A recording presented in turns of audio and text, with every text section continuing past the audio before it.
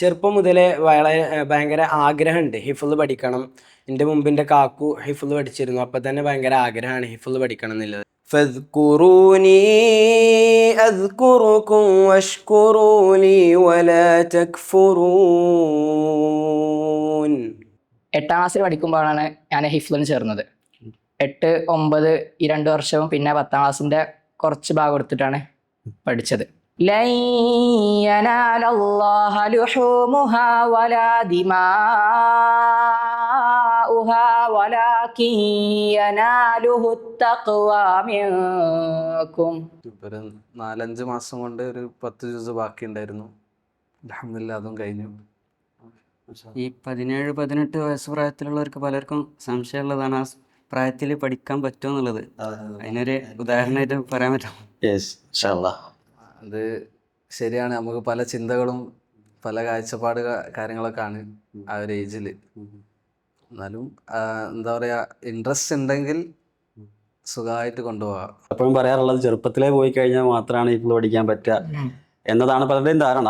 ഇദ് ഖാല ലഹു റബ്ബുഹു അസ്ലിം ഖാല അസ്ലംതു ലിറബ്ബിൽ ആലമീൻ. ഇപ്പോൾ ലാസ്റ്റത്തെ വർഷം മുഴുവൻ ഞാൻ ഓൺലൈനിലായിരുന്നു. ഞങ്ങളെ ആ ഓൺലൈനിലുണ്ടായ ഒരു ഡെവലപ്മെൻറ്റും അതിൽ ഇപ്പോൾ MTech തുടക്കത്തിൽ ഇങ്ങനെ ജസ്റ്റ് അതിൻ്റെ ആ ഒരു വ്യത്യാസം നമുക്ക് മനസ്സിലാവുമല്ലോ. തുടക്കത്തിൽ കൊടുത്തിരുന്നതും പിന്നെ ഡിഫിക്കൽറ്റീസ് ഇങ്ങനെ മാറി കടന്നതും. എന്തായാലും 3 കൊല്ലം നല്ല അനുഭവങ്ങൾ അവിടുന്ന് കിട്ടിയിട്ടുണ്ട്. ഒരു ഹൈബ്രിഡ് മോഡൽ ഹിഫ്ള് പഠിച്ച ആളാണ്. ومن أحسن دينا ممن أسلم وجهه لله وهو محسن واتبع ملة إبراهيم حنيفا واتخذ الله إبراهيم خليلا. പിന്നീട് ഞാൻ പല മേഖലകളിലും പ്രവർത്തിച്ചുകൊണ്ടിരിക്കുമ്പോഴും ഹിഫ്ള് എപ്പോഴും നമുക്കൊരു മുതൽക്കൂട്ടായിട്ടുണ്ട്. ഫഫ്അൽ മാ തുഅ്മർ സതജിദുനി ഇൻഷാ അല്ലാഹു മിനസ് സാബിരീൻ. അസ്സലാമു അലൈക്കും വറഹ്മത്തുള്ളാഹി. ഏവർക്കും ഹൃദ്യമായ ബലിപെരുന്നാൾ ആശംസകൾ. സത്യവിശ്വാസികളെ സംബന്ധിച്ചിടത്തോളം വളരെയധികം സന്തോഷമുള്ള ഒരു ദിനമാണ് ഇന്ന്. മഹാനായ ഇബ്രാഹിം നബി അലൈഹിസ്സലാമയുടെ സ്മരണകളും ഓർമ്മകളുമൊക്കെ അയവിറക്കിക്കൊണ്ട് സത്യവിശ്വാസികൾ ലോകത്തൊന്നടങ്കം ബലിപെരുന്നാൾ ആഘോഷിച്ചുകൊണ്ടിരിക്കുകയാണ്. ഈ അവസരത്തിൽ വികാസ് മീഡിയ സത്യവിശ്വാസികൾ എന്ന നിലയിൽ സത്യവിശ്വാസികളുടെ ഏതൊരു ആഘോഷത്തിലും അല്ലെങ്കിൽ ജീവിതത്തിൻ്റെ ഏതൊരു മൊമെൻറ്റിലും ഖുർആൻ എന്നത് വളരെ പ്രധാനപ്പെട്ട ഒരു ഭാഗമാണല്ലോ. ആ നിലക്ക് പരിശുദ്ധ ഖുർആൻ ഈ ഒരു ആഘോഷത്തിൻ്റെ വേളയിൽ ഖുർആനുമായി ബന്ധപ്പെട്ട ചില കാര്യങ്ങൾ ചർച്ച ചെയ്യാനാണ് ഞങ്ങൾ നിങ്ങളുടെ മുമ്പിൽ വന്നിട്ടുള്ളത്. ഇന്ന് എന്നോട് കൂടെയുള്ളത് 4 ഹാഫിലിങ്ങളായിട്ടുള്ള ആളുകളാണ്. ഇൻഷാ അല്ലാഹ് ആദ്യം നമുക്ക് പരിചയപ്പെട്ടുകൊണ്ട് തുടങ്ങാം. നാദിൽ. എൻ്റെ പേര് നാദിൽ, രണ്ടത്താണി എന്നാണ് വരുന്നത്. ഹാഫിളായത് രണ്ടത്താണി റഹ്മാനി തഹ്ഫീദുൽ ഖുർആൻ അക്കാദമി എന്നാണ് ഈ വർഷം ഹാഫിളായിട്ടുള്ളൂ. മാഷാ അല്ലാഹ്. എൻ്റെ പേര് ലിയാൻ അബ്ദുള്ള, സ്ഥലം എടത്തനാട്ടുകര. ഞാൻ ഹാഫിളായത് നിലമ്പൂർ ചുങ്കത്തറയുള്ള ഖുർആൻ സയൻസ് സ്കൂൾ മനാറുൽ ഹുദ സ്റ്റുഡൻസ് ഹോമിൽ നിന്നാണ് ഹാഫിളായത്. എൻ്റെ പേര് ഐമൻ ഹാനി, ഞാൻ പാലത്തു നിന്നാണ്. ഹാഫിളായത് കണ്ണഞ്ചേരി കുബ എജു ഹോമിൽ നിന്നാണ്. കഴിഞ്ഞ വർഷമാണ് ഹിഫ്ള് കഴിഞ്ഞത്. ഞാൻ നാസിഹ്, രണ്ടത്താണിയാണ് സ്ഥലം. ഞാൻ താനൂർ MTech മർക്കസ് തഹ്ഫീദുൽ ഖുർആൻ എന്ന സ്ഥാപനത്തിൽ നിന്നാണ് ഹിഫ്ള് കഴിഞ്ഞത്. ഏകദേശം 2021 ടൈമിലാണ് ഹിഫ്ള് കഴിഞ്ഞത്. മാഷാ അല്ലാഹ്. എല്ലാവരും തന്നെ വളരെ ചെറുപ്പകാലത്ത് അല്ലെങ്കിൽ ബാല്യത്തിൻ്റെ ഒരു അവസാനത്തിലോട്ടൊക്കെ ഹിഫ്ളിലോട്ട് കിടക്കുകയും പിന്നീട് അൽഹംദുലില്ലാഹ് അള്ളാഹുവിൻ്റെ അപാരമായ അനുഗ്രഹത്താൽ ഹിഫ്ള് പൂർത്തീകരിക്കുകയും പിന്നീട് ആ ഒരു മേഖലയിൽ തന്നെ തുടർന്നുകൊണ്ടിരിക്കുകയും അത് തുടരാൻ ആഗ്രഹിക്കുകയും ചെയ്യുന്ന ആളുകളാണ്. ഇൻഷാ അല്ലാഹ് അള്ളാഹു നമ്മളെല്ലാവരെയും ഈ ഒരു മേഖലയിൽ തന്നെ നിലനിർത്തി തരട്ടെ എന്ന് ആത്മാർത്ഥമായിട്ട് പ്രാർത്ഥിക്കുകയാണ്. പിന്നെ ജസ്റ്റ് നിങ്ങൾ പരിചയപ്പെടുത്തിയപ്പം ജസ്റ്റ് ഏതൊരു പ്രായത്തിലാണ് നിങ്ങൾ ഒരു ഹിഫ്ളിലോട്ട് ഇറങ്ങിയെന്നുള്ള കാര്യങ്ങൾ കൂടെ ജസ്റ്റ് ഒന്ന് പറഞ്ഞിട്ട് എല്ലാവർക്കും അറിയാനൊരു കൗതുകം ഉണ്ടാവും. അതൊക്കെ ഒന്ന് സംസാരിച്ച് പോകാൻ തോന്നുന്നു. ഞാൻ ഇപ്പോൾ 10ാം ക്ലാസ് കഴിഞ്ഞു. 8ാം ക്ലാസ്സിൽ പഠിക്കുമ്പോഴാണ് ഞാൻ ഹിഫ്ളിന് ചേർന്നത്. 8, 9 ഈ 2 വർഷവും പിന്നെ 10ാം ക്ലാസ്സിൻ്റെ കുറച്ച് ഭാഗം എടുത്തിട്ടാണ് പഠിച്ചത്. ഓക്കെ, മാഷാ അല്ലാഹ്. ഞാൻ ഏകദേശം 5 കഴിഞ്ഞ് 6ലോട്ടാണ് ഹിഫ്ള് പഠിക്കാൻ. ചെറുപ്പം മുതലേ വളരെ ഭയങ്കര ആഗ്രഹമുണ്ട് ഹിഫ്ള് പഠിക്കണം. എൻ്റെ മുമ്പിൻ്റെ കാക്കു ഹിഫ്ള് പഠിച്ചിരുന്നു. അപ്പം തന്നെ ഭയങ്കര ആഗ്രഹമാണ് ഹിഫ്ള് പഠിക്കണം എന്നുള്ളത്. അങ്ങനെ 6ാം ക്ലാസ് ചുങ്കത്തറ മനാറുൽ ഹുദ സ്റ്റുഡൻസ് ഹോമിൽ ഹിഫ്ള് പഠിക്കാൻ വേണ്ടി പോയി. ആദ്യത്തെ 2 വർഷം കൊണ്ട് ഏകദേശം ഒരു 25 ജുസ് കംപ്ലീറ്റ് ആക്കി. പിന്നെ 3-ാമത്തെ വർഷം കൂടി അതിൻ്റെ 2 മാസം കൊണ്ട് ബാക്കി കൂടി കംപ്ലീറ്റ് ആക്കി പിന്നെ ദൗറ ചെയ്ത് ഏകദേശം ഇപ്പോൾ അൽഹംദുലില്ലാ നല്ല രീതിയിൽ തന്നെ ഹിഫ്ള് കൊണ്ടുപോകാൻ സാധിക്കുന്നുണ്ട്. ഞാൻ 8ാം ക്ലാസ്സിൽ നിന്നാണ് ഹിഫ്ള് തുടങ്ങുന്നത്. ചെറുപ്പം മുതലേ നല്ല ആഗ്രഹമായിരുന്നു ഇത് കംപ്ലീറ്റ് ചെയ്യണം, അത് നിലനിർത്തി കൊണ്ടുപോകണം എന്നുള്ളത്. അൽഹംദുലില്ലാ ഇപ്പം സാധിച്ചു കൊണ്ടിരിക്കുന്നു. ഞാൻ 8 മുതൽ +2 വരെ ഭൗതിക പഠനത്തോടൊപ്പം ഹിഫ്ളും പഠിച്ചിരുന്നു. അത് കഴിഞ്ഞിട്ട് കുറച്ചുകൂടി തീർക്കാനുണ്ടായിരുന്നു. ഇപ്പോൾ ഒരു 4-5 മാസം കൊണ്ട് ഒരു 10 ജ്യൂസ് ബാക്കി ഉണ്ടായിരുന്നു. അൽഹംദുലില്ലാ അതും കഴിഞ്ഞു. ഈ 17-18 വയസ്സ് പ്രായത്തിലുള്ളവർക്ക് പലർക്കും സംശയമുള്ളതാണ് ആ പ്രായത്തിൽ പഠിക്കാൻ പറ്റുമോ എന്നുള്ളത്. അതിനൊരു ഉദാഹരണമായിട്ട് പറയാൻ പറ്റും. യെസ് ഇൻഷാ അല്ലാ. അത് ശരിയാണ്. നമുക്ക് പല ചിന്തകളും പല കാഴ്ചപ്പാട് കാര്യങ്ങളൊക്കെ ആണ് ആ ഒരു ഏജിൽ.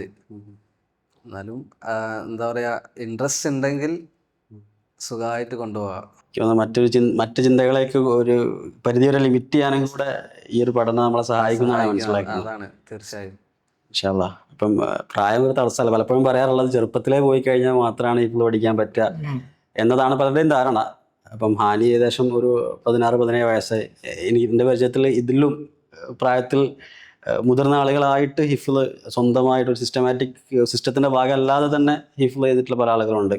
ഇപ്പം അൽഹംദുലില്ലാ നമ്മുടെ കാലഘട്ടത്തിനനുസരിച്ച് ഒട്ടനവധി ഓപ്പർച്യൂണിറ്റീസ് ഉണ്ട് ഓൺലൈനായിട്ട് പഠിക്കാനായിട്ടുള്ള. അതിലൂടെ ഹിഫ്ളായിട്ട് ഹാഫിളത്തുകളായിട്ടുള്ള കുറേ ആളുകളുണ്ട്, പ്രായമുള്ള ആളുകൾ തന്നെ. അപ്പം നേരത്തെ ഹാനി പറഞ്ഞ പോലെ നമുക്ക് മനസ്സുണ്ടെന്നുണ്ടെങ്കിൽ ഡെഫിനറ്റ്ലി എന്താണ് അതിൽ നമ്മൾ ഇൻട്രസ്റ്റ് കാണിക്കുന്നുണ്ടെങ്കിൽ സുഖമായിട്ട് നമുക്ക് പഠിക്കാം. പിന്നെ സ്വാഭാവികമായിട്ടും പഠിച്ചോണ്ട് ഒരു സഹായം കൂടെ സഹലല്ലാഹു ലഹു തരീഖുൽ ജന്ന എന്ന് പറഞ്ഞ മാതിരി ആ ഒരു സഹായം കൂടെ ഉണ്ടാവുമല്ലോ. ഇൻഷാ അല്ലാ. അതെ തീർച്ചയായിട്ടും. അപ്പം സൂചിപ്പിക്കാനുള്ളത് ഖുർആൻ പഠിക്കുക, ഏത് പ്രായം ഒരു തടസ്സമായിട്ട് ആരും കണക്കാക്കരുത് എന്നുള്ളതാണ്. ഇൻഷാ അല്ലാ അല്ലാഹു അനുഗ്രഹിക്കട്ടെ എന്ന് ഒന്നുകൂടെ പ്രാർത്ഥിക്കുകയാണ്. അസിയൂടെ പറയാം. ഞാൻ 6ാം ക്ലാസ്സിൽ നിന്നാണ് MTK ഒക്കെ പോയത്. അവിടുന്ന് പോകുമ്പോൾ ഉമ്മാക്കും ഉപ്പാക്കൊക്കെ ഭയങ്കര ഹോസ്റ്റൽ വിട്ടു നിൽക്കാനുള്ളൊരു പ്രയാസം അതൊക്കെ ഉണ്ടായിരുന്നു. പക്ഷെ ഞാൻ എൻ്റെ മാത്രം താല്പര്യത്തിൽ അത്രയും ആഗ്രഹം കൊണ്ട് പോയതായിരുന്നു. എന്തായാലും അൽഹംദുലില്ലാ 3 കൊല്ലം കൊണ്ട് തന്നെ തീർക്കാൻ പറ്റി. അതിൽ പിന്നെ വന്നൊരു പ്രയാസം എന്ന് പറയുന്നത് എൻ്റെ അവസാനത്തെ വർഷമാണ് കൊറോണ തുടങ്ങിയത്. അപ്പോൾ ലാസ്റ്റത്തെ വർഷം മുഴുവൻ ഞാൻ ഓൺലൈനിലായിരുന്നു. ഞങ്ങളെ ആ ഓൺലൈനിലുണ്ടായ ഒരു ഡെവലപ്മെൻറ്റും അതിലിപ്പോൾ MTKയിൽ തുടക്കത്തിൽ ഇങ്ങനെ ജസ്റ്റ് അതിൻ്റെ ആ ഒരു വ്യത്യാസം നമുക്ക് മനസ്സിലാവുമല്ലോ. തുടക്കത്തിൽ കൊടുത്തിരുന്നതും പിന്നെ ഡിഫിക്കൽറ്റീസ് ഇങ്ങനെ മറികടന്നതും. എന്തായാലും 3 കൊല്ലം നല്ല അനുഭവങ്ങൾ അവിടുന്ന് കിട്ടിയിട്ടുണ്ട്. ഒരു ഹൈബ്രിഡ് മോഡൽ ഹിഫ്ള് പഠിച്ച ആളാണ്. ഓക്കെ മാഷാ അല്ലാ. ഇനി ഏതായിരുന്നാലും നമുക്ക് നമ്മുടെ കാര്യങ്ങളിലേക്ക് കിടക്കാം. എല്ലാവരും ജസ്റ്റ് പരിചയപ്പെട്ടല്ലോ. എന്നെ ജസ്റ്റ് പരിചയപ്പെടുത്താം. ഞാൻ ഇഹ്യ മുബാറക്. പറഞ്ഞ പോലെ അൽഹംദുലില്ലാ അള്ളാഹുവിൻ്റെ അപാരമായ അനുഗ്രഹം കൊണ്ട് ഹിഫ്ള് പഠിക്കാൻ സാധിച്ചിട്ടുണ്ട്. നാസിബ് പഠിച്ച അതേ സ്ഥാപനത്തിൽ നിന്ന് MTQയിൽ നിന്നാണ് ഞാനും പൂർത്തീകരിച്ചിട്ടുള്ളത്. പിന്നീട് ഞാൻ പല മേഖലകളിലും പ്രവർത്തിച്ചുകൊണ്ടിരിക്കുമ്പോഴും ഹിഫ്ള് എപ്പോഴും നമുക്കൊരു മുതൽക്കൂട്ടായിട്ടുണ്ട്. അഥവാ ഹിഫ്ള് അത് തരുന്ന നമുക്കൊരു ഒരു ഉന്മേഷവും ആർജവും ഊർജവും ഒക്കെ ഉണ്ട്. അത് അൽഹംദുലില്ലാ ജീവിതത്തിൽ ഒരുപാട് സഹായകമായിട്ടുണ്ട് എന്നുള്ളതാണ് സൂചിപ്പിക്കാനുള്ളത്.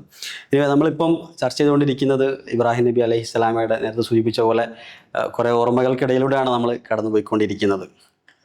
ഇബ്രാഹിം നബി അലൈഹിസ്സലാം ഖുർആനിൽ തന്നെ ഒട്ടനവധി തവണ പരാമർശിക്കപ്പെട്ട ഒരു പ്രവാചകൻ കൂടെയാണ്. ഇബ്രാഹിം നബി അലൈഹിസ്സലാമയെ സംബന്ധിച്ച് അള്ളാഹു പറയുന്നത് വത്തഖദല്ലാഹു ഇബ്രാഹിമ ഖലീല എന്നുള്ളതാണ്. അപ്പോൾ അത് പറയാനുള്ള സാഹചര്യമൊക്കെ നമുക്കറിയാം. ഒരു കൃത്യമായിട്ടുള്ള ആ ഒരു പാത സ്വീകരിച്ച് മുന്നോട്ട് പോകുന്ന ഒരു കാര്യത്തെ സംബന്ധിച്ച് പറയുമ്പോഴാണ് ഇബ്രാഹിം നബി അലൈഹി സ്വലാമയെ അള്ളാഹു സുഹൃത്തായിട്ട് തിരഞ്ഞെടുത്തു എന്ന് പറയണം. ആ ഒരു ആയത്ത് നാസി ഒന്ന് പാരായണം ചെയ്യാൻ. أعوذ بالله من الشيطان الرجيم بسم الله الرحمن الرحيم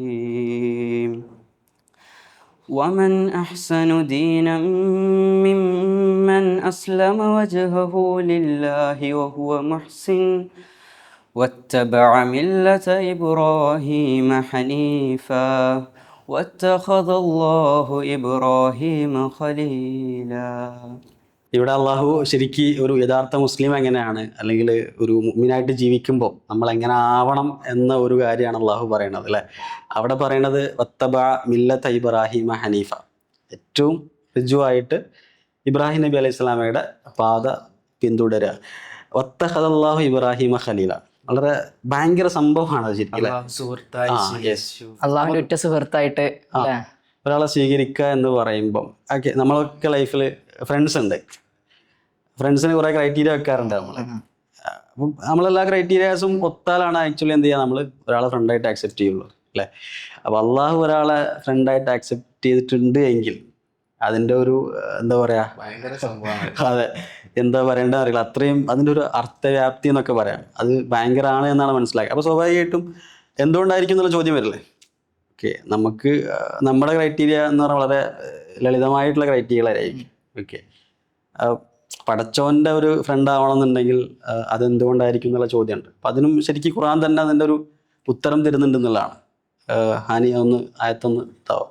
أعوذ بالله من الشيطان الرجيم. بسم الله الرحمن الرحيم. إذ قال له ربه أسلم قال أسلمت لرب العالمين. യെസ്, ഇത് ഖാല ലഹു റബ്ബുഹു അസ്ലിം ഖാല അസ്ലംതു ലിറബ്ബിൽ ആലമീൻ. ആ ഒരു പ്രഖ്യാപനം ഉണ്ടാവുക എന്നുള്ളതാണ് അല്ലേ? വോട്ടിൽ തന്നെ പ്രഖ്യാപനം. അതെ, ഞാൻ സമർപ്പിക്കാൻ പറഞ്ഞു, കീഴൊതുങ്ങി. അതെ, അപ്പോൾ പിന്നെ നമ്മൾ ആലോചിക്കേണ്ടത് ഇബ്രാഹിം നബി അലൈഹി സ്വലാം അങ്ങനെ ആയെങ്കിൽ നമുക്കും അതിന് സാധിക്കും എന്നുള്ളതാണ്. പറ്റുമോ? ഓക്കെ, മുസ്ലിം, അസ്ലം അതൊക്കെ ഏകദേശം ഒരേ ടേമിൽ നിന്ന് വരുന്നതാണല്ലോ. അപ്പോ ഒരു യഥാർത്ഥ വിശ്വാസി എന്ന് പറയുന്നത് അങ്ങനെ പോവണം. ഇബ്രാഹിം നബി ഏറ്റവും വലിയ മാതൃകയാണ് വിശ്വാസിയെ സംബന്ധിച്ചിടത്തോളം. അവന്റെ ജീവിതത്തിലെ ഏറ്റവും വലിയ മാതൃകയാണ് ഇബ്രാഹിം നബി അലൈഹി സ്വലാത്തു വസ്സലാം എന്ന് പറയുന്നത്. യെസ്, അതാണ് നേരത്തെ പറഞ്ഞ ആയത്തിലും പറയണത്. അമൻ അഹ്സനു ദീനൻ എന്ന് ചോദിച്ചാൽ അഥവാ നിങ്ങൾ ദീനെന്ന് പറഞ്ഞ് അല്ലെങ്കിൽ ആ നിലക്ക് നിങ്ങൾ പോകുന്നുണ്ടെന്നുണ്ടെങ്കിൽ വത്തബഅമില്ലത ഇബ്രാഹിം ഹനീഫ എന്നുള്ളതാണ് അല്ലേ? അപ്പം ഇലിയാൻ പറഞ്ഞതും ഇതന്നെ. അപ്പം നമ്മൾ സമർപ്പിക്കുക എന്നുള്ളതാണ്. നമ്മൾ എന്താ നെയിം സേക്ക് എന്ന് പറയാറുണ്ട്, പേരിന് വേണ്ടിയിട്ട് മുസ്ലിം ആവുന്നതിനേക്കാളേറെ ജീവിതത്തിൻ്റെ എല്ലാ മേഖലയിലും മുസ്ലിമായിട്ട് മാറാൻ പറ്റുന്നുണ്ടോ എന്ന് തന്നെയാണ് ചോദ്യം. അള്ളാഹുവിലേക്കെല്ലാം സമർപ്പിക്കണം എന്നുള്ള സന്ദേശമാണ്. ശരിക്കും നോക്കുമ്പോൾ ഈ ഖുറാന് നമ്മൾ മനസ്സിലാക്കിയ പിന്നെ നമ്മളെ ജീവിതത്തിൽ നമുക്ക് ഈ വിശ്വാസത്തിലൂടെ മുറുകെ പിടിച്ച് സഞ്ചരിക്കാൻ കഴിയും.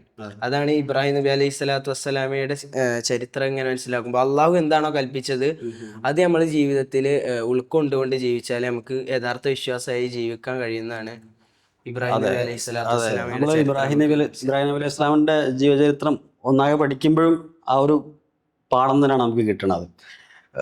ഒരു അതിപ്പോൾ എന്തിനാ അല്ലെങ്കിൽ അതിൻ്റെ ആവശ്യമുണ്ടോ? നമ്മുടെ ഒരു ഹ്യൂമൻ ലോജിക്കിന് അതിനകത്തോട്ട് ഇൻകോപ്പറേറ്റ് ചെയ്യാതെ ഓക്കെ അള്ളാഹ് പറഞ്ഞാണോ, ഓക്കെ അള്ളാഹ് പറഞ്ഞതാണ് എന്ന് ആലോചിക്കുകയും അത് മാത്രമല്ല ഈ കുടുംബത്തെ കൂടെ അങ്ങനെ അള്ളാഹ് പറഞ്ഞതാണോ എന്ന് ചോദിക്കുന്ന രൂപത്തിലേക്ക് അല്ലേ? ഇബ്രാഹിം നബി അലൈഹി സ്വലാം വൈഫിനെയും അതേപോലെ തന്നെ ഇസ്മായിൽ അലൈഹി സ്വലാമിനെയും അവിടെ ഒറ്റക്കാക്കി പോകുന്ന സമയത്തും വൈഫ് ചോദിക്കുന്ന ചോദ്യത്താണ് അള്ളാഹു അമറക ബിഹാദ, പഠിച്ചവൻ കൽപ്പിച്ചാണോ? ഓക്കെ, അങ്ങനെയാണ് ശരി, കുഴപ്പമില്ല എന്ന് ചിന്തിക്കുന്നിടത്തേക്ക് ഫാമിലിനെ കൂടെ എത്തിക്കാൻ പറ്റുന്നതാണ്. അപ്പം അങ്ങനെയൊക്കെ സ്വാഭാവികമായിട്ടും ആ ഒരു ലെവലിലേക്ക് അപ്ലിഫ്റ്റ് ചെയ്യപ്പെട്ട ഒരാളെ സ്വാഭാവികമായിട്ടും എന്ത് ചെയ്യും അള്ളാഹു രണ്ടായിട്ട് സ്വീകരിച്ചു എന്നുള്ളത് തന്നെയാണ്. അപ്പം നേരത്തെ സൂചിപ്പിച്ച പോലെ മുസ്ലിമായിട്ട് സർവവും പടച്ചോനും സമർപ്പിച്ച് നമുക്ക് മുന്നോട്ട് പോയി കഴിഞ്ഞാൽ നമുക്കും ഇതേപോലെ ഇബ്രാഹിം നബി അലൈഹി സ്വലാമിൻ്റെ അത്രത്തോളം എന്നൊന്നും നമുക്ക് പറയാൻ പറ്റുമെന്നറിയില്ല, അള്ളാഹു നമുക്കും എത്താൻ കഴിയുമെന്ന് തന്നെയാണ്. യെസ്, അതിന് വേണ്ടിയിട്ടുള്ള ശ്രമം നമ്മളെ ഭാഗത്ത് ഉണ്ടാവുക എന്നുള്ളതാണ്. അപ്പം അതിന് നമുക്ക് എന്ത് ചെയ്യാൻ പറ്റും എന്നുള്ളതാണ് അടുത്ത ചോദ്യം. ഓക്കെ, ഒന്ന് നമ്മൾ പരിപൂർണമായിട്ട് സമർപ്പിക്കുക എന്ന് പറയുമ്പം അതിന് നമുക്കൊരു മാർഗരേഖ വേണമല്ലോ, അല്ലെങ്കിൽ ഒരു ഇന്നതാണ് നമ്മൾ ചെയ്യേണ്ടത് എന്നൊരു ഗൈഡ് ലൈൻ നമുക്ക് വേണ്ടേ?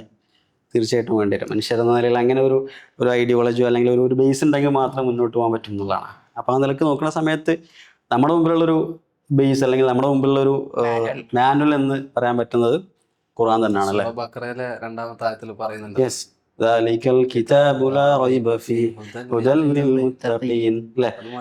അതെ, അതിൻ്റെ ആ ഒരു ഹിദായത്ത് അല്ലെങ്കിൽ ആ ഒരു ഹിദായത്ത് ലഭിച്ചു കഴിഞ്ഞാൽ അതിൻ്റെ ഒരു മാർഗരേഖ ആയിക്കൊണ്ട് ഖുർആനെ തന്നെ നമുക്ക് കാണാൻ പറ്റും. അതേപോലെ തന്നെ ഖുർആൻ മറ്റൊരിടത്തും പറയുന്നുണ്ട് ഹദാ ബയാനുൻ ലിന്നാസി വഹുദൻ വമൗഇളത്തൻ ലിൽ മുത്തഖീൻ. സൂക്ഷ്മതയോട് കൂടിയിട്ട് ജീവിച്ച് പോകുന്ന ആളുകൾക്ക് ഒരു എന്താ പറയുക കൃത്യമായിട്ടുള്ള ഒരു എല്ലാ നിലക്കുള്ള മാർഗദർശനം ഖുർആൻ നൽകുന്നുണ്ട് എന്നുള്ളതാണ്. അപ്പോൾ ഇവിടെയൊക്കെ ഇപ്പം നേരത്തെ നമ്മൾ സൂചിപ്പിച്ച ബക്കറിൽ 2ാമത്തെ ആയത്താണെങ്കിലും ഞാനിപ്പോൾ ഓതിയ ആയത്താണെങ്കിലും ഒക്കെ അവിടെയൊക്കെ തഖ്വ എന്നൊരു ഫാക്ടറിനെ കുറിച്ച് ഖുർആൻ സംസാരിക്കുന്നുണ്ട്. ഇബ്രാഹിം നബി അലൈഹി സ്വലാമയുടെ ജീവിതം എടുത്ത് നോക്കിക്കഴിഞ്ഞാലും നേരത്തെ നമ്മൾ സൂചിപ്പിച്ചതുപോലെ തഖ്വ എന്നുള്ളത് ഭയങ്കര വലിയൊരു ഫാക്ടറായിട്ട് കാണാൻ കഴിയുമെന്നുള്ളതാണ്.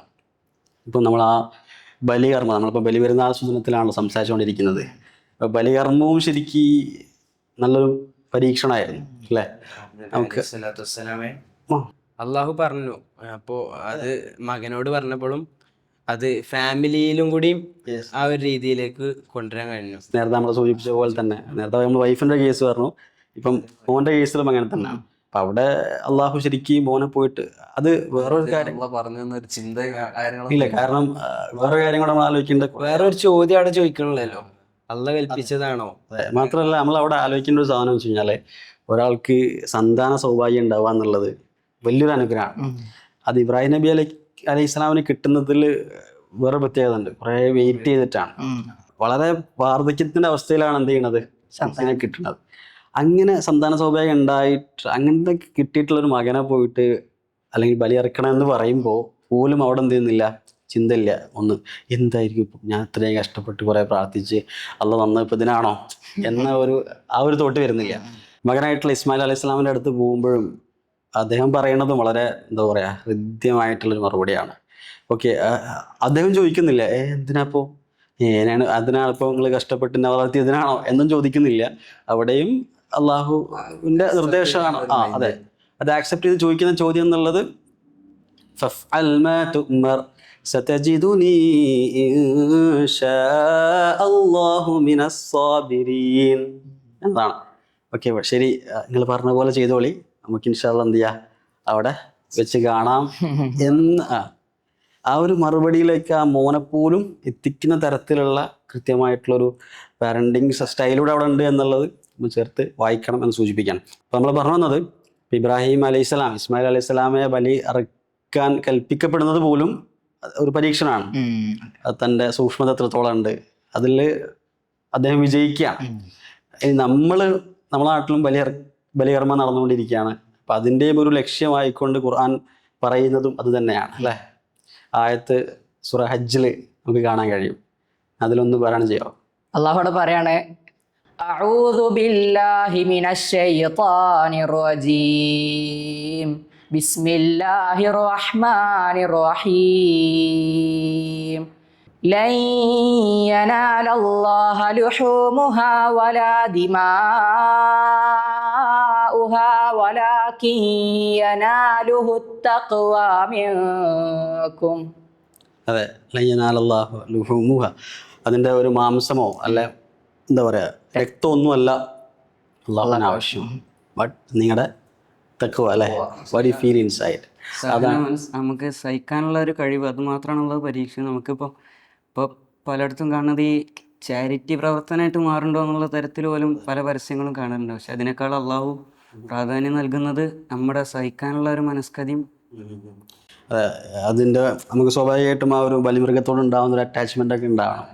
അപ്പോൾ സ്വാഭാവികമായിട്ടും നമുക്ക് അതിനെ അറക്കപ്പെടുക എന്ന് പറയുമ്പോൾ അല്ലെങ്കിൽ അതിനെ അറക്കുക എന്ന് പറയുമ്പോൾ ഉണ്ടാകുന്ന ആ ഒരു പെയിൻ നമുക്ക് ഫീൽ ചെയ്യാൻ വേണ്ടി കൂടപ്പിറപ്പിനെ പോലെ നമ്മൾ വളർത്തി വലുതാക്കി അതിന് നമ്മൾ കൊടുക്കുമ്പോൾ ഉണ്ടാകുന്ന ഒരു മാനസികാവസ്ഥ അതുമാത്രമാണ് അള്ളാഹു പരീക്ഷിക്കുന്നതാണ് ഈ ആയത്തിലൂടെ മനസ്സിലാക്കാൻ പറ്റുന്നത്. അപ്പോൾ അവിടെ അതേപോലെ തന്നെ അതിൻ്റെ ശേഷം പറയുന്നത് കദാലിക സഖറഹ ലക്കും ലിതുകബ്ബിറുല്ലാഹ അലാ മാ ഹദാക്കും, ഹിദായത്ത് നൽകിയതിന് അള്ളാഹുവിനെ പ്രകീർത്തിക്കാൻ വേണ്ടിയിട്ട് കൂടെയാണ് എന്നുള്ളത്.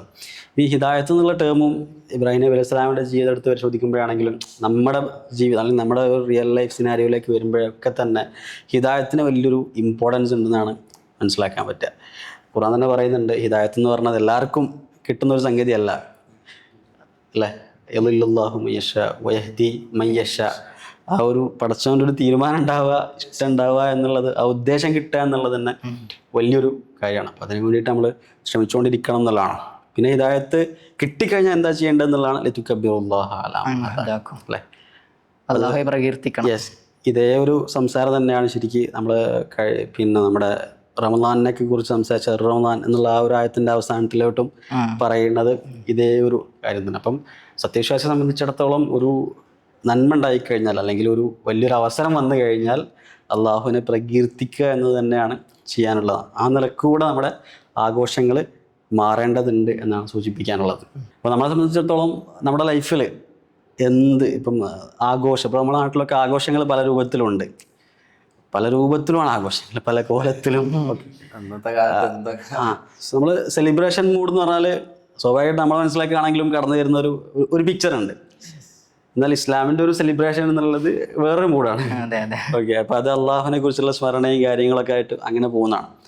നമ്മൾ സത്യവിശ്വാസികൾ എന്ന നിലയിൽ, അല്ലെ മനുഷ്യർ എന്ന നിലയിൽ, കുറേ അനുഗ്രഹങ്ങൾ അനുഭവിച്ചുകൊണ്ടിരിക്കുന്ന ആളുകൾ എന്ന നിലയിൽ നമുക്ക് ചെയ്യാനുള്ളതും അള്ളാഹുവിനെ ഓർക്കുക എന്നുള്ളതാണ്. നമ്മൾ അങ്ങനെ അള്ളാഹുവിനെ ഓർത്താൽ എന്താണ് വെച്ചെന്നുള്ളതും ഖുർആൻ പറയുന്നുണ്ട്.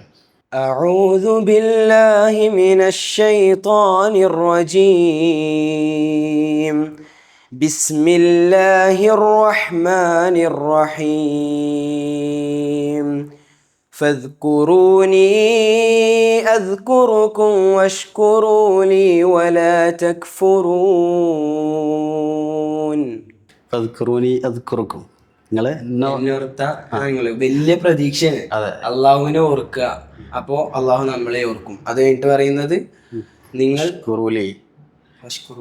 അള്ളാഹുവിന് എന്ത് ചെയ്യുക, നന്ദി ചെയ്യുക, ശുക്ർ ചെയ്യുക.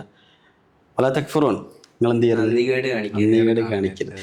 ഇതിൽ പഠിച്ചോനാണെങ്കിൽ നന്ദി ചെയ്യുക എന്ന് പറഞ്ഞ് നിർത്തായിരുന്നു, പക്ഷെ അവിടെ അവസാനിപ്പിച്ചിട്ടില്ല എന്നുള്ളത് എന്തുകൊണ്ടാണെന്നുള്ളത് നമ്മൾ ആലോചിച്ച് കഴിഞ്ഞാൽ എന്തുകൊണ്ടായിരിക്കും അത് മനുഷ്യൻ നന്ദികേട് വരെ സാധ്യത ഉണ്ടെന്നുള്ളതാണ്. ഇൻസാൻ അലി റബ്ബിഹി ലകനൂത്ത് എന്ന് പറഞ്ഞല്ലോ.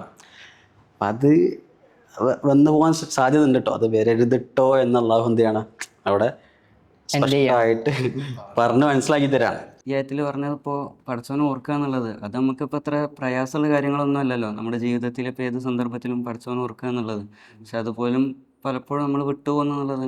അതെ അതെ. ഇനി നമ്മളങ്ങനെ ഇപ്പം നമ്മളൊക്കെ ശരിക്ക് ജീവിതത്തിൽ എപ്പോഴും നമുക്ക് സമാധാനം ആവശ്യമുണ്ട്, സന്തോഷമാണ് ആവശ്യം, സ്വസ്ഥതാണ് ആവശ്യം. സമാധാനക്കേട് ഉണ്ടാവാനേ പാടില്ല, നിരാശ ഉണ്ടാകാൻ പാടില്ല, സങ്കടം ഉണ്ടാകാൻ പാടില്ല എന്നൊക്കെ ആഗ്രഹിക്കുന്ന ആൾക്കാരാണ്. ശരിക്കും ഖുർആൻ അതിനുള്ളൊരു വഴിയായിട്ട് കൂടെ, അഥവാ നമുക്ക് സന്തോഷം ഉണ്ടാവാൻ അല്ലെങ്കിൽ സങ്കടം ഉണ്ടാവാതിരിക്കാൻ ഒക്കെ ഉള്ളൊരു വഴിയായിട്ട് കൂടെ ഖുർആൻ പരിചയപ്പെടുത്തുന്നതും ഇതേ സംഗതി തന്നെയാണ് അല്ലേ? അതെ. അള്ളാഹു പറയുന്ന ഖുർആൻ ആയത്തൊന്ന് ഹാനിയൊന്ന് പാരായണം ചെയ്യാവോ? أعوذ بالله من الشيطان الرجيم. بسم الله الرحمن الرحيم. الذين آمنوا وتطمئن قلوبهم بذكر الله ألا بذكر الله تطمئن القلوب. വതത്മഇന്നു ഖുലൂബുഹും ബിദിക്രില്ലാഹ്, അല്ലേ? അള്ളാഹുവിൻ്റെ സ്മരണയാൽ ആ ഒരു നിനിയത്തിലേക്ക് വരിക എന്നുള്ളത്. എന്നിട്ട് അള്ളാഹു പറയാണ് ബിദിക്രില്ലാഹ്, അല്ല നിങ്ങൾ അറിയണം അള്ളാഹുവിൻ്റെ സ്മരണ തന്നെയാണ്. യെസ്. അതെങ്ങനെയാണ് എന്നുള്ളത് വലിയൊരു ചോദ്യമാണ്. നേരത്തെ പറഞ്ഞ പോലെ ഭയങ്കര പ്രയാസമുള്ളൊരു കാര്യമൊന്നുമല്ല. ശരിക്കും നമ്മൾ വിചാരിച്ചു കഴിഞ്ഞാൽ അല്ല, നമ്മുടെ സർവ്വവും എല്ലാ സമയത്തും പടച്ചോൻ കൂടെ ഉണ്ട്, അല്ലെങ്കിൽ പടച്ചോൻ ഇഷ്ടപ്പെടുന്ന രൂപത്തിലാണ് എൻ്റെ എല്ലാ സമയവും. അല്ല, നമ്മൾ ഒരു ദിവസം 5 നേരം നിസ്കാരം നിർവഹിക്കുന്നുണ്ടെങ്കിൽ തന്നെ നമുക്ക് അള്ളാഹിനെ കുറിച്ചുള്ള ഓർമ്മ ഉണ്ടാവും. ഖുർആനിൽ പറയുന്നുണ്ടല്ലോ, ഇന്നനി മൂസാ നബിന്റെ ചരിത്രം പറയുന്നിടത്ത് ഇന്നനി അന അല്ലാഹു ലാ ഇലാഹ ഇല്ലാ അന ഫഅബ്ദുനി വഅഖിമിസ് സ്വലാത്ത ലിദിക്രി. നമസ്കാരം എന്ന് പറയുന്നത് അള്ളാഹുവിനെ സ്മരിക്കാൻ വേണ്ടിയിട്ടുള്ളതാണ്. അപ്പം നമ്മൾ യഥാർത്ഥ വിശ്വാസി അറിയുന്നത് 5 നേരം നമസ്കാരം നിർവഹിക്കുന്ന ആളാവും. അപ്പം അങ്ങനെ നമ്മൾ നമസ്കാരം നിർവഹിക്കുമ്പോൾ അള്ളാഹിനെ സ്മരിക്കാതിരിക്കാൻ, അള്ളാഹിനെ ഓർക്കാതിരിക്കുന്ന ഒരു സന്ദർഭം നമ്മുടെ ജീവിതത്തിൽ വരൂല. അപ്പോൾ നമ്മൾ നല്ല രീതിയിൽ 5 നേരം നമസ്കാരം നിർവഹിക്കുമ്പോൾ അള്ളാഹിനെ കുറിച്ചുള്ള ഓർമ്മ സദാസമയം നമ്മുടെ ജീവിതത്തിൽ ഉണ്ടാകും.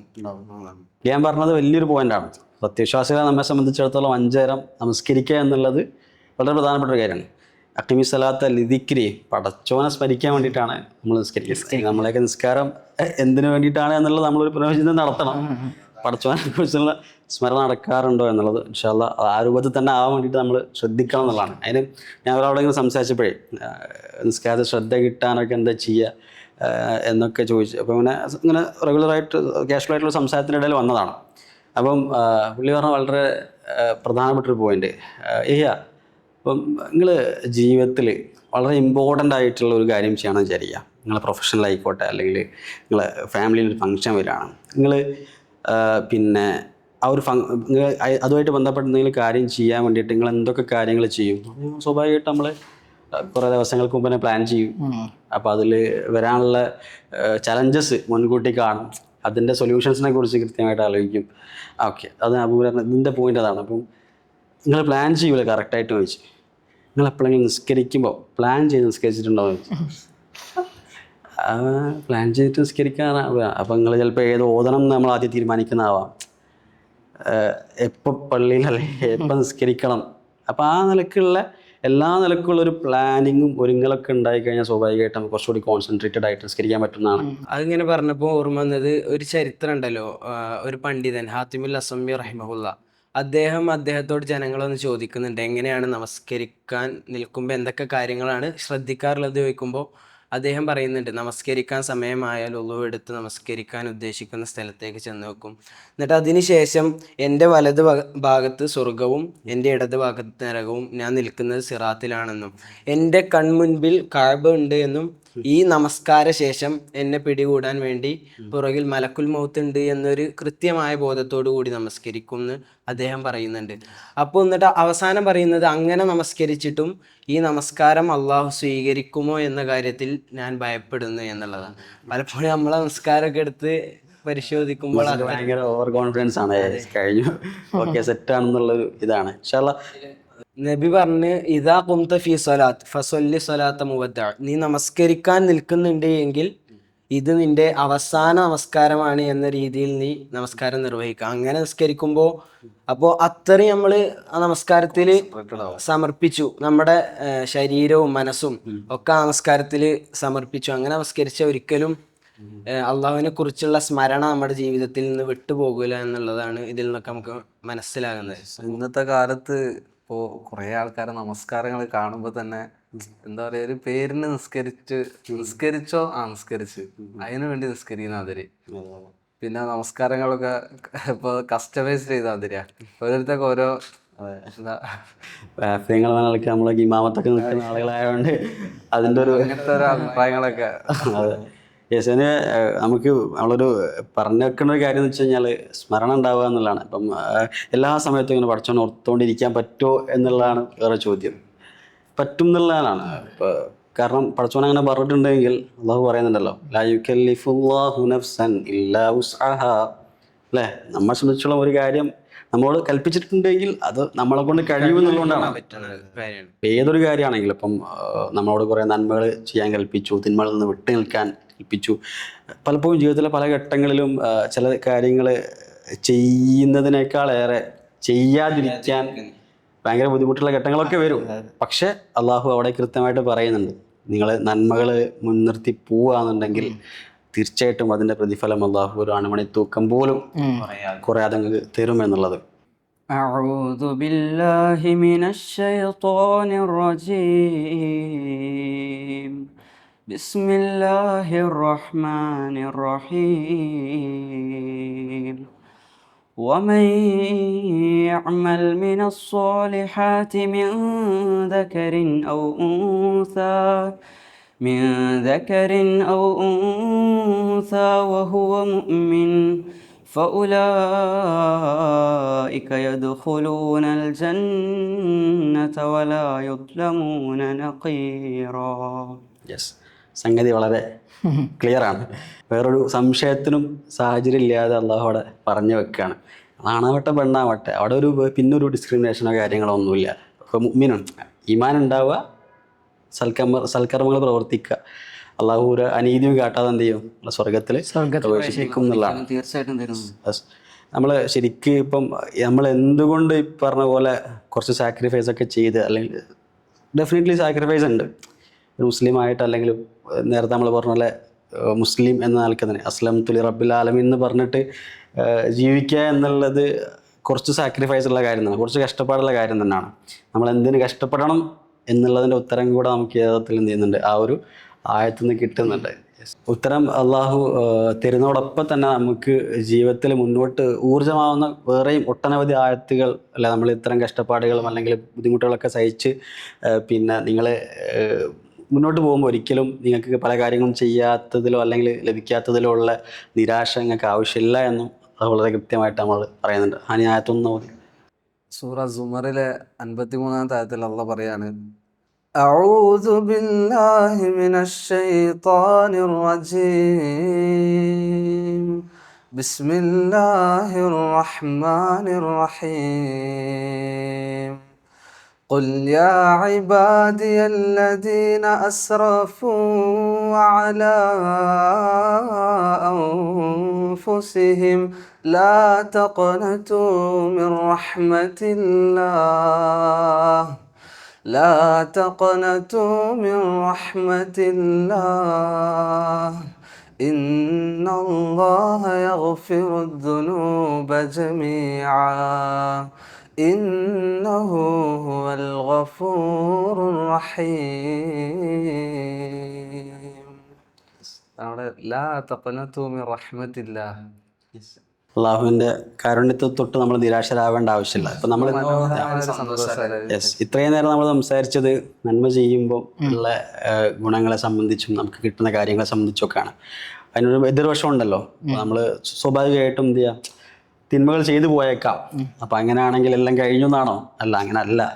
യെസ്, നിങ്ങൾ അള്ളാഹുവിൻ്റെ ഒരു കാരുണ്യത്തെ തൊട്ട് നിങ്ങൾ എന്ത് ചെയ്യേണ്ട ആവശ്യമില്ല, നിരാശരാവേണ്ട ആവശ്യമില്ല. വിളിക്കുന്നതും അങ്ങനെ തന്നെ. സ്വന്തത്തോട് കുറെ പാപങ്ങളും കുറ്റങ്ങളൊക്കെ ചെയ്തിട്ടും പോലും അള്ളാഹ് വിളിക്കുക യാ ഇബാദി. അവിടെ എൻ്റെ അടിമയാണ്, അസ്ലിയന്മാരായിരുന്നു. യെസ്, ഏറ്റവും ദ ബിലവ്ഡ് വൺസ് എന്നൊക്കെ പറഞ്ഞ മാതിരി അത്രയും ചേർത്ത് അള്ളാഹു നമ്മളെ ചേർത്ത് പിടിക്കുന്നുണ്ട്. അപ്പം നമ്മളൊന്ന് ചേർന്ന് നിന്ന് കൊടുത്താൽ മതി എന്നുള്ളതാണ് നമുക്ക് മനസ്സിലാവണത്. ഇൻഷാ അല്ലാഹ് നമ്മൾ ഈ ഒരു ദിവസത്തിൽ, ഒരു പെരുന്നാൾ ദിവസത്തിൽ നമുക്ക് സൂചിപ്പിക്കാനുള്ളത്, നമ്മൾ ഇനിയും ഒട്ടേറെ കാര്യങ്ങൾ നമുക്ക് പറയാനുണ്ട്. ഖുർആൻ്റെ ഒരു നമുക്ക് പ്രതീക്ഷയാവുന്ന, ആശ്വാസമാവുന്ന ഒട്ടനവധി വചനങ്ങളെ സംബന്ധിച്ചൊക്കെ നമുക്ക് ഏറെ പറയാനുണ്ട്. കുറേയേറെ വചനങ്ങൾ നമുക്ക്, അല്ലെങ്കിൽ ആശയങ്ങൾ, അല്ലെങ്കിൽ ഖുർആൻ്റെ സംസാരങ്ങൾ നമുക്ക് കേൾക്കാൻ കഴിയും ഇനിയും. ഇൻഷാ അല്ലാഹ് ഇത് നമ്മുടെ ഈ ഒരു ചെറിയൊരു ചർച്ച ചില ചിന്തകളിലേക്കുള്ള തുടക്കം മാത്രമാവട്ടെ എന്നാണ് ഞങ്ങൾ ആഗ്രഹിക്കുന്നത്. ഇൻഷാ അല്ലാഹ് കൂടുതൽ ഖുർആൻ പഠിക്കാനും സന്തോഷത്തിന്റെ സുദിനത്തിൽ ഖുർആൻ മാറ്റി നിർത്താതെ നമ്മുടെ കൂടെ ചേർത്തുകൊണ്ട് അത് മുൻപോട്ട് കൊണ്ടുപോകാനും നമുക്ക് സാധിക്കേണ്ടതുണ്ട്. അള്ളാഹു അതിന് നമ്മളെല്ലാവരെയും അനുഗ്രഹിക്കട്ടെ. ഇൻഷാ അല്ലാഹ് ഖുർആൻ പഠിക്കുക, അത് ഹിഫ്ളാക്കാൻ കഴിയുന്ന അത്രയും ഹിഫ്ളാക്കുക. അതോടൊപ്പം തന്നെ അതിൻ്റെ ഒരു ബാഹ്യമായിട്ടുള്ള പഠനത്തിൽ ഉപരിയായിക്കൊണ്ട് കുറച്ചുകൂടി ഡീപ്പായിട്ട് അവിടെ അള്ളാഹ് സേഫ് എക്സാക്ട്ലി. യെസ്, ഇപ്പോഴും പറയാനുള്ളത് പ്രായത്തിൻ്റെതാണ്. അപ്പോൾ പല ആൾക്കാരും ഈ പ്രായത്തിൽ കഴിയൂല, ആ ഒരു മൈൻഡ് സെറ്റിലുള്ളത്. യെസ്, അതിനൊന്നും ആവശ്യമില്ല. ഏത് പ്രായത്തിലും അല്ലേ, നേരത്തെ പറഞ്ഞ പോലെ അള്ളാഹുവിൻ്റെ ഒരു സഹായം ഡെഫിനറ്റ്ലി നമ്മൾ ഈ ഒരു പാതയിലേക്ക് ഇറങ്ങി തിരിച്ചാൽ ഉണ്ടാവും. ഈ ഒരു ചെറുപ്രായത്തിനിടെ തന്നെ നമുക്ക് തന്നെ ഇഷ്ടം പോലെ ഈ ഒരു പാതയിൽ നിൽക്കുമ്പോഴുള്ള കുറേ അനുഗ്രഹങ്ങളെ സംബന്ധിച്ച് പറയാനുണ്ട്. ഇപ്പോൾ ഈ ഒരു രീതിയിലേക്ക് വരികയാണ് ഡെഫിനറ്റ്ലി എല്ലാവർക്കും അതിൻ്റെതായിട്ടുള്ള സഹായങ്ങളുണ്ടാകും. അതിന് പ്രായം ഒരു തടസ്സമാവരുത്, അല്ലെങ്കിൽ അത് തടസ്സം എന്നൊക്കെ ഒരു എക്സ്ക്യൂസായിട്ട് നമ്മൾ സ്വീകരിക്കരുത് എന്നുള്ളതാണ്. ഇൻഷാ അല്ലാഹ് നല്ലൊരു നിയത്തോട് കൂടിയിട്ട് നമ്മൾ മുന്നിട്ടിറങ്ങിയാൽ അള്ളാഹുവിൻ്റെ സഹായം ഉണ്ടാവും. ഈ ഒരു ദിവസത്തിലും ഇത്തരം ഒരു ഖുർആനുമായി ബന്ധപ്പെട്ട കുറച്ച് കാര്യങ്ങൾ ചർച്ച ചെയ്യാൻ കഴിഞ്ഞതിലുള്ള സന്തോഷം ഞങ്ങളിവിടെ പങ്കുവെക്കുകയാണ്. ഇൻഷാ അല്ലാഹ് കൂടുതൽ കാര്യങ്ങൾ വീണ്ടും പിന്നീട് അവസരത്തിൽ നമുക്ക് ചർച്ച ചെയ്യാവുന്നതാണ്. അള്ളാഹു നമ്മേവരെയും അനുഗ്രഹിക്കുമാറാവട്ടെ. അസ്സലാമു അലൈക്കും വറഹ്മത്തുള്ളാഹി.